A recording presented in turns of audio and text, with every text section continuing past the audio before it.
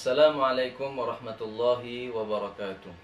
Bismillah, walhamdulillah, wassalatu wassalamu ala rasulillah wa ala alihi wa sahbihi wa mawala. Allahumma la sahla illa ma ja'altahu sahla, wa anta taj'alul hazna idha syi'ta sahla. Allahumma allimna ma jahilna, wa anfa'na bima 'allamtana, wa dhakkirna ma nasina, wa zidna ilma. Allahumma arzuqna al-ikhlasa fin niyyati wal qawli wal amal. Santri sekalian yang mudah-mudahan diberi kesehatan oleh Allah Subhanahu wa taala, dijaga oleh Allah taala dan keluarganya dari segala macam hal-hal yang tidak kita inginkan. Insyaallah taala pada majelis kita kali ini kita akan membahas tentang mata pelajaran tarikh, yaitu Khulasatu Nuril Yaqin juzuk kedua. Ya. Baiklah, sebelum kita melanjutkan atau membaca dalam kitab ini, ya, di juzuk pertama atau yang pernah kalian pelajari di kita kelas 1, itu di sana dijelaskan tentang hal-hal yang berkaitan dengan sirah nabawiyah, sejarah Nabi Sallallahu Alaihi Wasallam ketika beliau masih berada di Makkah. Bagaimana sejarah beliau di Makkah itu sudah kalian pelajari di kelas 1. Yang mungkin ini hanya sebagai mukaddimah, saya ulangi secara ringkas. Ya, bagaimana kelahiran beliau, di mana lahir beliau, siapa yang menyusui, kemudian awal turunnya wahyu kepada beliau, dan bagaimana perjalanan dakwah Nabi Muhammad sallallahu alaihi wasallam ketika berada di Makkah. Ya, setelah turun wahyu kenabian kepada Nabi sallallahu alaihi wasallam, 13 tahun Nabi berdakwah, mengajak umat manusia ketika itu untuk masuk Islam. Setelah Nabi Sallallahu Alaihi Wasallam menyebarkan Islam dan memulai banyak sekali dakwah-dakwahnya, mulai dari dakwah secara sir, sembunyi-sembunyi, kemudian disambung dengan secara jahar, secara terang-terangan, kemudian sudah mulai banyak orang-orang yang masuk Islam. Orang-orang kafir Quraisy merasa itu adalah sebuah ancaman bagi mereka, dan mereka tidak suka itu karena mereka dianggap, orang-orang Islam ini dianggap meninggalkan agama nenek moyang yang selama ini mereka anut. Sehingga ketika mereka mengetahui tentang keislaman sebagian orang-orang Quraisy, mereka mulai untuk menyiksa, kemudian menyakiti dengan berbagai macam, mencaci maki. Bahkan siksaan-siksaan mereka itu tidak membedakan antara Nabi Shallallahu Alaihi Wasallam dengan umat-umat Islam yang lainnya. Bahkan apa yang didapati oleh Nabi Shallallahu Alaihi Wasallam daripada ancaman-ancaman, ya, siksaan oleh orang-orang kafir Quraisy itu sangat berat sekali. Ya, misalnya seperti dilempar kotoran atau dilempar bekas selaput melahirkan anak unta dan lain sebagainya. Bahkan pernah suatu ketika Nabi ketika sedang sujud, ya, ingin dilempar dengan batu besar, tetapi ketika itu dihalangi oleh malaikat Jibril dengan dihalangi oleh malaikat Jibril sehingga tidak jadi melemparkan batu itu. Bahkan ada yang sampai mencekiknya dan lain sebagainya. Kemudian setelah itu para sahabat minta izin kepada Nabi Sallallahu Alaihi Wasallam untuk berhijrah ke Madinah, ya, untuk berhijrah ke Madinah. Lalu Nabi Sallallahu Alaihi Wasallam mengizinkannya. Ketika mendapatkan izin dari Nabi Sallallahu Alaihi Wasallam, lalu mereka pergi berbondong-bondong ke Madinah. Ya, tetapi Rasulullah tidak bersama mereka. Rasulullah ingin memastikan semuanya berhijrah, berangkat dengan aman dan selamat sampai ke Madinah. Barulah Nabi Shallallahu Alaihi Wasallam menyusul ya dengan Sayyidina Abu Bakrin As-Siddiq radhiyallahu anhu. Setelah Rasulullah sallallahu alaihi wasallam berada di Madinah bersama orang-orang muhajirin, orang-orang yang hijrah dari Makkah ke Madinah, di sana disambut dengan baik. Kemudian dengan kebaikan akhlak Nabi sallallahu alaihi wasallam dalam berdakwah, dengan hidayah yang datangnya dari Allah, maka bertambah banyaklah umat manusia, orang-orang Madinah yang masuk ke dalam Islam. Tetapi setelah di Madinah, Rasulullah tidak benar-benar memang sunyi atau terlepas, tidak benar-benar terlepas daripada gangguan-gangguan daripada orang-orang kafir. Orang-orang kafir Yahudi, orang-orang kafir dari Yahudi Madinah dan Nasrani, mereka juga merasa tidak nyaman dengan banyaknya orang-orang kafir atau orang Yahudi yang masuk ke Islam. Dengan begitu mereka juga melakukan gangguan-gangguan supaya bagaimana orang-orang yang kafir tidak mau masuk Islam atau orang yang Islam supaya bisa keluar dari Islam. Nah, di tahun pertama pada Rasulullah, ketika Rasulullah hijrah, ada terjadi beberapa kejadian-kejadian yang diceritakan dalam sejarah yang insya Allah akan kita bahas dalam awal kitab Khulasatu Nuril Yaqin pada juzuk yang kedua ini. Langsung saja, tapi sebelumnya diharapkan kepada semua santri untuk bisa menyimak dengan baik. Kalau perlu mendhabit, ada yang perlu dicatat ya, supaya lebih ta'ummu al-manfa'ah, manfaatnya lebih besar, faedahnya lebih berkah. Langsung saja kita buka halaman 4, pelajaran pertama. Qala al-musannifu rahimahullahu ta'ala, musannif berkata, as-sanatul ula minal hijrah, tahun yang pertama daripada hijrah.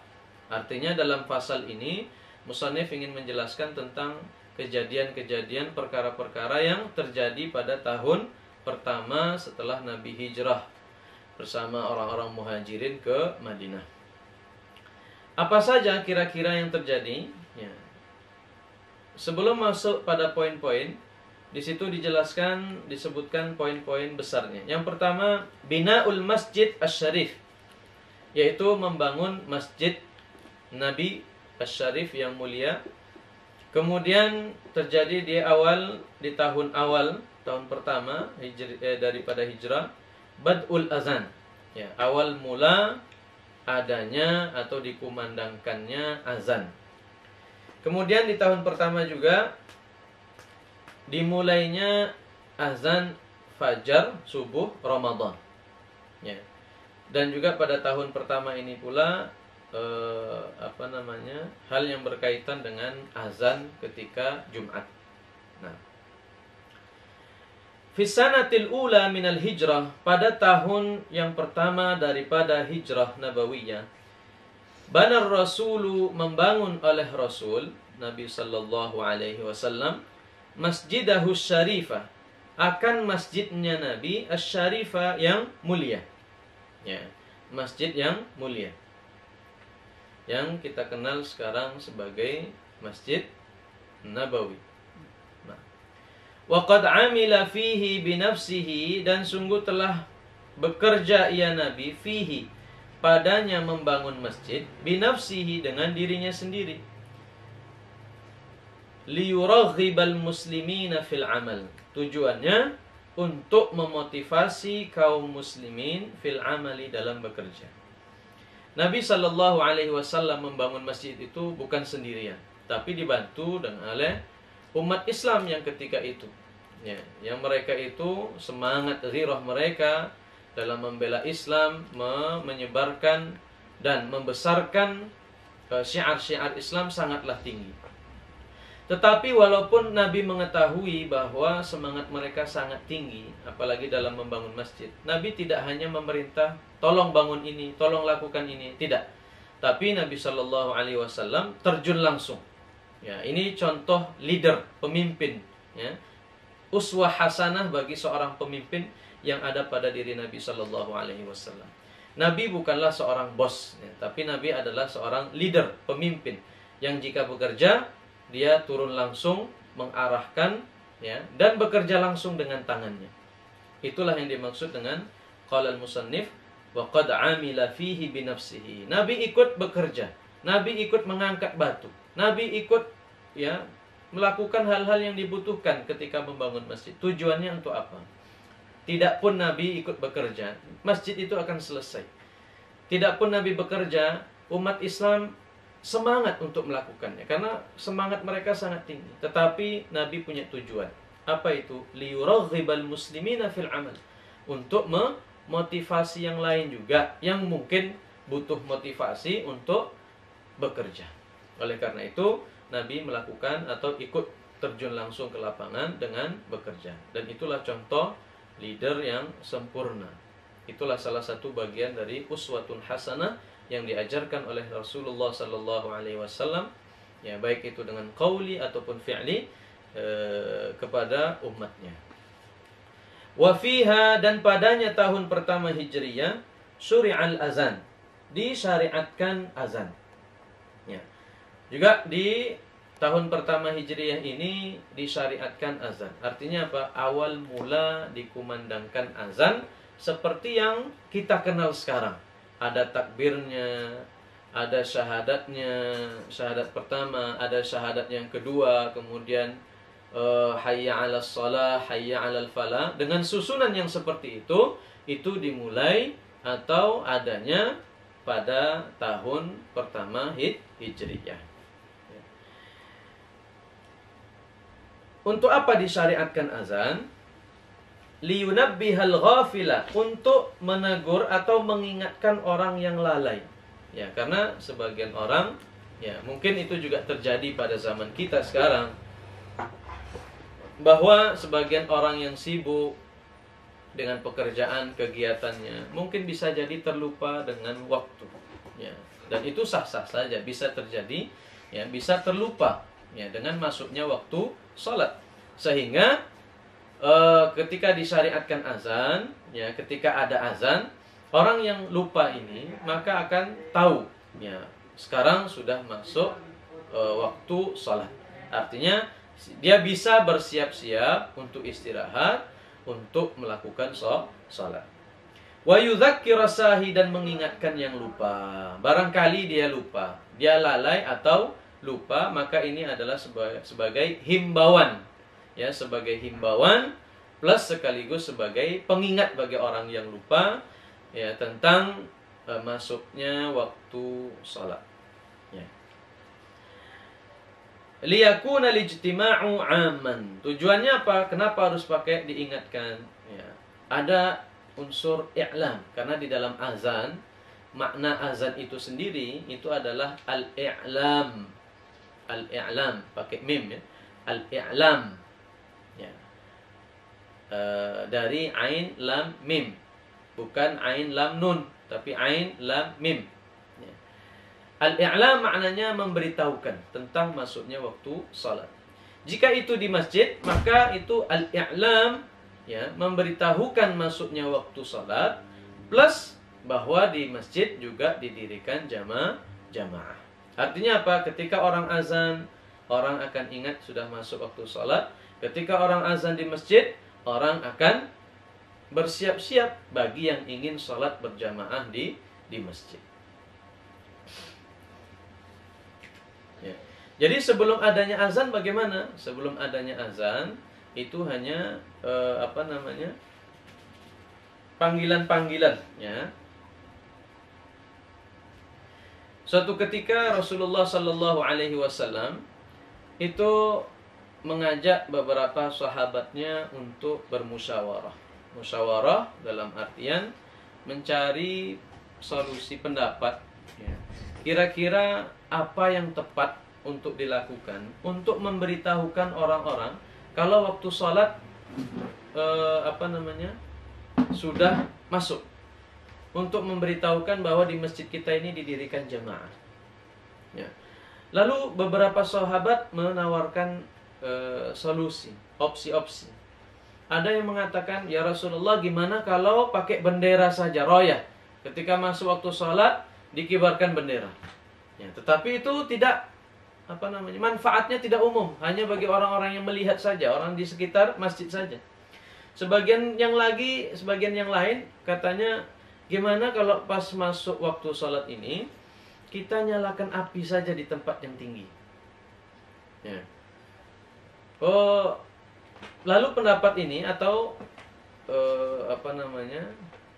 pendapat ini itu dianggap kurang tepat karena mirip dengan orang-orang Nasrani, ya, orang-orang Yahudi, ya, orang-orang Yahudi.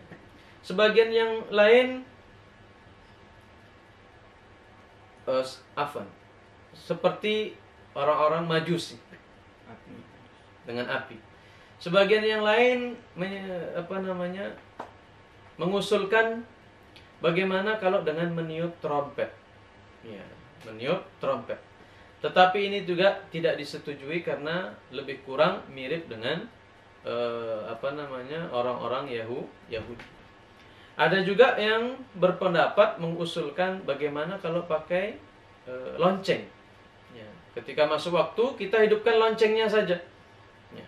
Juga ini tidak disetujui karena itu lebih mirip kepada orang-orang Nasrani yang kita kenal mungkin kalau di gereja-gereja itu mereka membunyikan lonceng. Lalu sebagian lagi mengisyaratkan atau mengusulkan dengan nida. Bagaimana kalau dipanggil saja? Ya, kita panggil, kita seru. Ya. Barulah ketika diusulkan kita seru saja, Nabi setuju. Nabi setuju. Nabi setuju. Dan ketika itu salah satu orang yang menyeru, yang memanggil atau yang menyeru bahwa waktu sholat itu sudah masuk adalah Abdullah bin Zaid. Abdullah bin Zaid. Ya. Dan satu ketika Abdullah bin Zaid ini bermimpi bahwa di dalam mimpinya ada orang yang mengajarkan tentang lafaz-lafaz azan, susunan azan yang kita kenal sekarang ini. Ya. Ketika terbangun, beliau datang kepada Nabi Shallallahu Alaihi Wasallam dan menceritakan tentang mimpinya itu. Ya. Ketika diceritakan kepada Nabi Shallallahu Alaihi Wasallam, Nabi memberitahukan atau menyuruh Abdullah bin Zaid ini untuk mengajarkan kalimat-kalimat itu kepada Bilal, ya, kepada Bilal bin Abi Rabah. Ya, maka dari situ Bilal bin Abi Rabah menjadi muazzin Rasulullah Shallallahu Alaihi Wasallam dengan lafaz-lafaz, dengan susunan yang kita kenal sekarang. Nah, jadi makna liyakuna lijtima'u aman artinya ketika orang hanya dipanggil, ya, orang-orang yang tahu saja yang pergi ke masjid, orang-orang yang tahu masuk waktu saja, maka hanya sedikit orang yang mengetahui masuk waktu sholat. Ya, karena tidak semua orang bisa memastikan ini sudah masuk waktunya atau belum. Mungkin sebagian orang yang punya alatnya atau dia bisa, ya, dengan muraqabah ainiyah, dengan muraqabah ke mataharinya, oh ini sudah masuk waktu zuhur. Ya mungkin hanya orang-orang seperti itu yang akan datang ke masjid. Tetapi dengan himbauan, ya, dengan cara i'lam yang kita kenal dengan azan, maka itu akan mencakup atau panggilan itu akan sangat luas sehingga orang yang akan datang ke masjid pun akan semakin banyak. Itu poin yang kedua. Kemudian di tahun yang pertama ini masih berkaitan dengan azan juga. Wazada Bilalun, dan menambah oleh Sayyidina Bilal, fi azanis subhi, pada azan subuh, as-salatu khairum minan naum. Ya. Di tahun pertama ini juga Bilal, Sayyiduna, penghulu kita, Sayyiduna Bilal bin Abi Rabah, menambah kalimat di dalam azan subuh yang kita kenal sekarang, ya.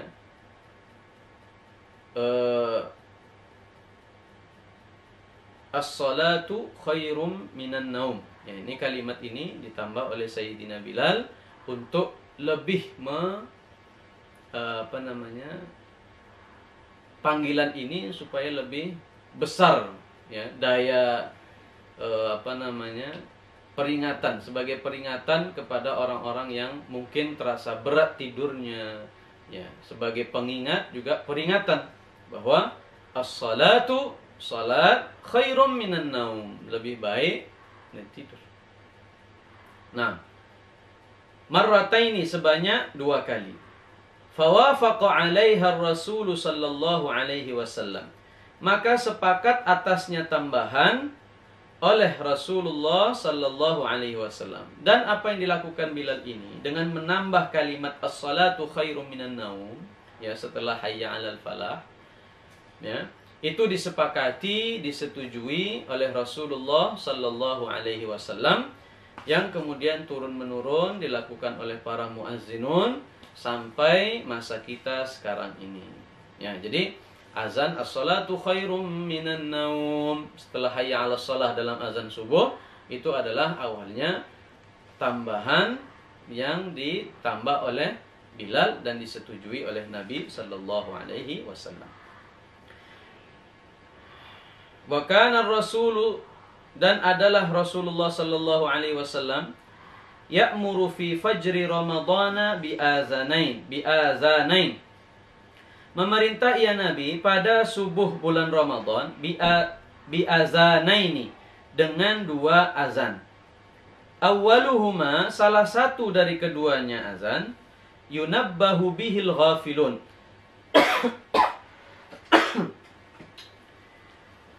diperingatkan orang dengannya azan al-ghafilun, orang-orang yang lalai, yaitu orang-orang yang masih tidur. Azan pertama untuk membangunkan orang-orang tidur. Hatta yatanabbahu lis-sahur, supaya berhati-hati mereka atau supaya bangun mereka lis-sahuri, untuk menunaikan makan sahur. Ya. Wasani, dan azan yang kedua yaitu azan ketika masuk waktu subuh, lis-salati, untuk menunaikan salat. Jadi 2 azan ini apa namanya, azan yang pertama tujuannya untuk membangunkan orang, supaya nanti kalau seandainya azan itu cuma sekali untuk masuk waktu subuh saja, ya terkadang orang ada yang terlalu capek atau tidurnya terlalu lelap sehingga bangun-bangun orang sudah azan subuh, sehingga terlewat apa namanya, makan sahur yang di situ penuh dengan barokah. Supaya orang-orang ini tidak ketinggalan makan sahur yang penuh barokah itu, maka Rasulullah mengusulkan, memerintahkan untuk membuat azan 2 kali. Yang 1 kali ya sebelum subuh, yang sekiranya cukup yang 45 menit sebelum subuh lah kira-kira. Ya, atau setengah jam atau 45 menit untuk membangunkan orang dan bisa istidrak untuk makan sahur. Barulah azan kedua apa namanya, masuk waktu subuh. Dan sebenarnya bukan hanya pada Ramadan saja, sampai sekarang untuk sebagian tempat itu juga azan bisa dilaksanakan 2 kali. 1 kali untuk membangunkan orang ya supaya lebih memaksimalkan waktu sebelum subuh, yaitu waktu sahar. Kenapa Rasulullah sangat menganjurkan umatnya untuk makan sahur? Karena di waktu sahur itu, waktu 1 jam sebelum subuh itu adalah salah satu waktu yang paling berharga, yang paling mulia dalam satu hari.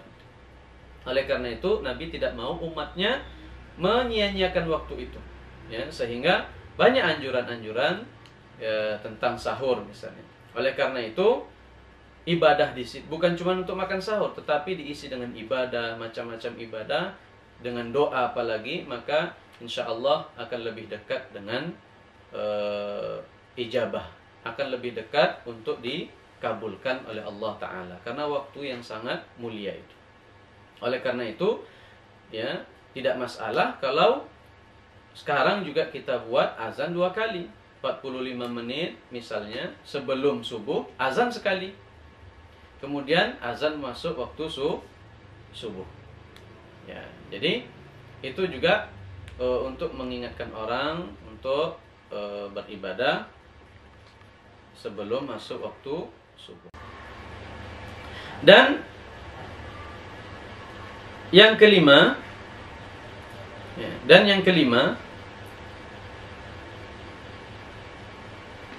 wa kana azanul jumu'ah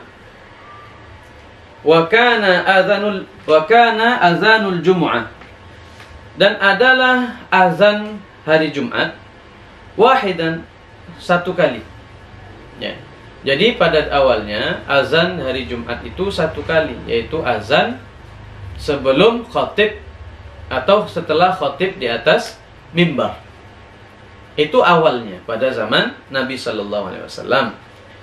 Min ahdir rasuli, dari masa Rasul sallallahu alaihi wasallam, ila khilafati Abi Bakrin wa Umar, sampai masa kekhalifahan Abu Bakar dan Umar. Mana yang asalnya itu yang ada mulai dari zaman Nabi itu? Awaluhu, awalnya azan, idza jalasal imamu 'alal mimbar. Jadi dimulai azan azan itu dimulai kapan? Apabila telah duduk oleh imam di atas mimbar. Khatib naik mimbar, duduk, barulah mulai azan. Wa kana 'ala babil masjid. Di mana azan itu? Dan adalah ia azan ala babil masjid, di atas pintu masjid. Artinya apa? Di depan pintu masjid dikumandangkan azan. Jadi azan yang asal yang ada sejak pada zaman Nabi itu azan ketika khatib naik mimbar. Setelah khatib naik mimbar. Kemudian poin yang keenam, wazada Utsmanu, dan menambah oleh Sayyiduna Utsman radhiyallahu anhu, semoga Allah meridainya, al-azan as-saniyah, akan azan yang kedua, bisa babi kasratin nas, dengan sebab banyaknya manusia. Kemudian Sayyidina Utsman menambah azan yang kedua. Azan yang mana? Yaitu azan ketika masuk waktu zuhur. Itu azan tambahan dari Sayyidina Utsman. Adapun azan yang asal yang ada semenjak Nabi itu azan setelah khatib naik mimbar. Kenapa Sayyidina Utsman itu menambah di sini? Ya, nambah di sini karena umat Islam itu semakin banyak. Ya, umat Islam semakin banyak. Kalau azannya cuma sekali, maka itu akan mungkin punya kemungkinan membuat banyak orang akan terlambat datang ke masjid, bisa. Ya. Jadi untuk supaya lebih maksimal dalam menunaikan salat Jumat, tidak ada yang terlambat, maka dibuatlah azan yang pertama ketika masuk waktu salat, supaya orang-orang lebih perhatian dan ingat, dan lebih bisa bersiap-siap lebih awal, bergegas untuk datang ke masjid. Dan apa yang dilakukan sebagai penutup dari bab yang pertama ini, apa yang dilakukan oleh Sayyidina Utsman bukanlah perkara yang dilarang oleh Rasulullah karena menambah-nambah sebuah amalan ibadah di dalam Islam. Memang amal menambah azan ini adalah satu bid'ah, tapi dianggap bid'ah hasanah karena memang secara fisiknya tidak ada pada zaman Nabi, tapi kalau ditinjau dari segala kaedah-kaedah yang ada di dalam syariat ini, itu tidak masalah dan tidak dianggap menyesatkan. Bukan bagian daripada keluar dari ajaran Nabi Sallallahu Alaihi Wasallam, karena Nabi Sallallahu Alaihi Wasallam juga bersabda, "Alaikum bisunnati." Ya. Berpegang teguhlah kalian dengan syariatku. Wa sunnatil khulafa'ir rasyidin al-mahdiyyin min ba'di.